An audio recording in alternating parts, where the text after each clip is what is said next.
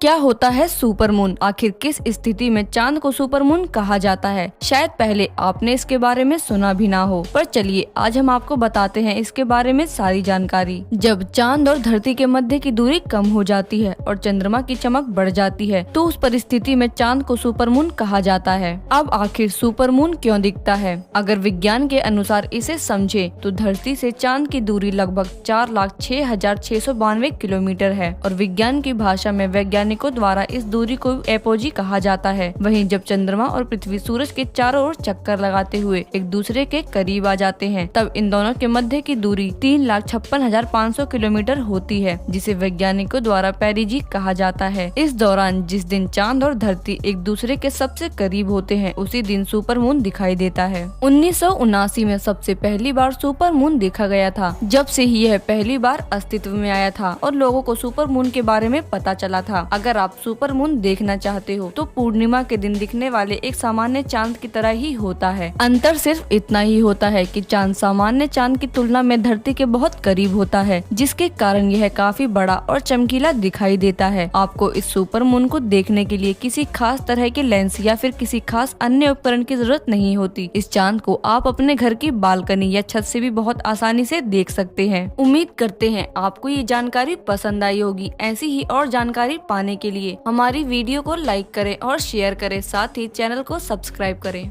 Google एक ऐसा नाम है जिसे दुनिया के हर कोने में रहने वाले लोग जानते हैं। ये हमारे छोटे और बड़े सभी सवालों का जवाब बस कुछ ही सेकंड्स में दे देता है। सोचिए, अगर आज के समय में गूगल ना होता तो ना जाने हमारे कितने ही सवाल सिर्फ मन में ही रह जाते। क्या आप जानते हैं कि आखिर गूगल की खोज किसने की थी? चलिए आज की इस वीडियो में हम जानेंगे गूगल का पूरा इतिहास। गूगल की स्थापना लैरी पेज और सर्गेई ब्रिन ने जनवरी 1996 में की थी। इन्हें गूगल गाइस के नाम से भी जाना जाता है। इन दोनों पीएचडी स्टूडेंट्स को इंटरनेट पर कुछ भी सर्च करने में बहुत घंटे लगते थे और इसके बाद भी इन्हें सही और यूजफुल जानकारी नहीं मिलती थी। तो इस समस्या को दूर करने के लिए उन्होंने सर्च इंजन की खोज कर डाली। इन दोनों स्टूडेंट्स ने अपनी रिसर्च में गूगल को सर्च इंजन नाम दिया और बाद में इस सर्च इंजन को गूगल नाम मिला। शुरुआती दिनों में गूगल स्टैनफोर्ड यूनिवर्सिटी के वेबसाइट के अधीन google.stanford.edu नामक डोमेन से चला और गूगल के लिए इसका डोमेन नेम 15 सितंबर 1997 को रजिस्टर हुआ। शुरू में गूगल इतना पॉपुलर नहीं हो सका और दोनों स्टूडेंट्स ने इसे एक्साइट कंपनी को बेचना चाहा, लेकिन उस कंपनी को ये ऑफर पसंद नहीं आया। जब बहुत सी कंपनियों ने इस ऑफर को ठुकरा दिया, तब ये प्रोजेक्ट एंडी बेस्टोल्शिम नामक इन्वेस्टर को पसंद आया और उसने इसमें इन्वेस्ट किया। उसके बाद कुछ और इन्वेस्टर्स इस प्रोजेक्ट को मिले और 4 सितंबर 1998 को गूगल को एक कंपनी में स्थापित किया गया। गूगल का पहला सार्वजनिक कार्य 19 अगस्त 2004 से शुरू हुआ और इसी दिन लैरी पेज और सर्गेई ब्रिन ने अगले 20 सालों तक गूगल में एक साथ काम करने की सहमति भी दी। गूगल की प्रसिद्धि लगातार बढ़ती ही गई और आज इंटरनेट और गूगल एक दूसरे के पर्याय समझे जाते हैं। तो दोस्तों, कैसा लगा आपको गूगल का इतिहास जानकर? हमें कमेंट करके बताएं। ऐसी ही और रोचक जानकारी पाने के लिए चैनल को सब्सक्राइब करें।